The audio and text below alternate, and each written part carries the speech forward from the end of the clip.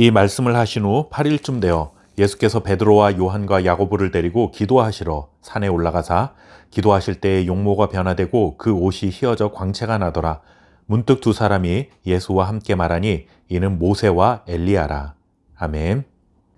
예수님께서 제자들에게 자신의 정체에 관한 질문과 대답을 나누시며 예수님을 따르는 제자는 어떤 길을 걸어가야 하는가 제자도를 가르쳐 주셨습니다. 이 대화와 가르침을 통해 예수님께서는 자신이 하나님께서 보내신 메시아인 것은 맞지만 사람들이 기대하는 그런 모습의 메시아가 아니라 고난받는 메시아라는 사실을 알려주셨습니다. 그리고 고난받는 메시아이신 예수님을 따르는 제자들 또한 예수님처럼 고난받는 삶을 각오해야 한다 하는 제자들이 걸어가게 될 길에 대해 말씀해 주셨습니다. 그렇게 말씀으로 자신의 정체를 알려주신 후에 이번에는 자신이 고난받는 메시아라는 사실을 시각적이고 청각적인 방법으로 다시 한번 알려주십니다. 제자들과 앞서 대화를 나누신 지 8일이 지난 후에 예수님께서 높은 산에 올라가셨는데 거기서 영광스러운 모습으로 변화하시는 모습이 나타납니다. 그래서 우리는 이 사건을 변화산 사건이라고 부릅니다. 변화산 사건을 통해 예수님은 다시 한번 자신이 하나님께서 약속하신 메시아이며 하나님의 뜻을 이루기 위해 고난을 받아 죽음에 이르지만 다시 살아나실 것에 대한 사실을 전해주셨습니다. 예수님께서는 12명의 제자들 중에서 베드로와 요한 그리고 야고보 이렇게 3명의 제자들만 따로 데리고 높은 산에 올라가셨습니다. 산에 오르신 예수님은 거기서 기도를 하시는데 누가는 그때 예수님의 모습을 이렇게 전합니다. 기도하실 때에 용모가 변화되고 그 옷이 휘어져 광채가 나더라. 예수님께서 영광스러운 천상의 존재로 변화되신 것을 제자들이 목격한 것이죠. 이렇게 변화된 모습을 통해 예수님은 초자연적인 존재라는 사실을 눈으로 확인시켜 주셨습니다. 지금은 평범한 인간의 몸을 입고 사람들이 알아차지도 못할 정도로 연약한 모습으로 계시지만 예수님의 본래 모습은 하늘의 영광의 빛으로 가득한 천상의 존재라는 사실을 확인시켜 주신 것입니다.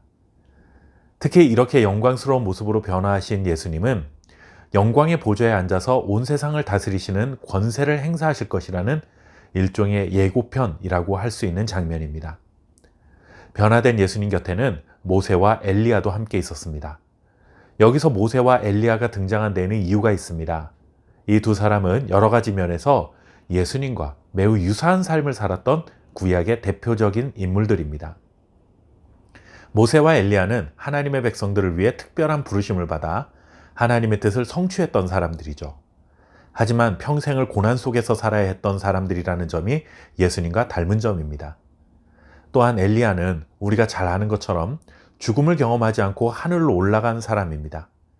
그리고 성경에 기록은 없지만 유대 전통에 따르면 모세도 죽음을 겪지 않고 하늘로 올라갔다라고 유대인들은 믿고 있었습니다.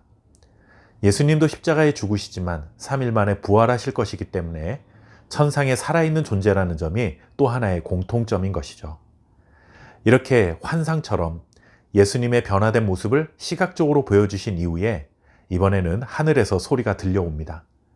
이는 나의 아들 곧 택함을 받은 자니 너희는 그의 말을 들으라 하는 음성입니다. 너희 눈앞에 있는 예수는 하나님께 택함 받은 자이니 너희는 그의 말을 들어야 한다라는 하나님의 음성입니다. 고난과 부활에 관한 주님의 가르침을 거부하지 말고 그대로 받아들이고 순종해야 한다는 당부입니다. 이것이 바로 예수님을 믿는 제자들의 태도입니다. 아무리 예수님이 힘이 없어 보이고 평범해 보이지만 그는 하나님이 보내신 신적인 존재이니 그의 말씀을 그대로 받아들이고 순종해야 한다라는 것이죠. 성경을 읽고 묵상하다 보면 이해할 수 없는 하나님의 말씀도 있고 부담스러운 말씀도 있습니다. 하지만 그 어떤 경우에도 이 말씀은 예수님을 통해 우리에게 전해주신 살아계신 하나님의 말씀이니 항상 아멘으로 순종할 수 있어야 합니다. 언제나 주님의 말씀에 순종하며 주님의 발자취를 따라가는 저와 여러분 될 수 있기를 바랍니다. 감사합니다.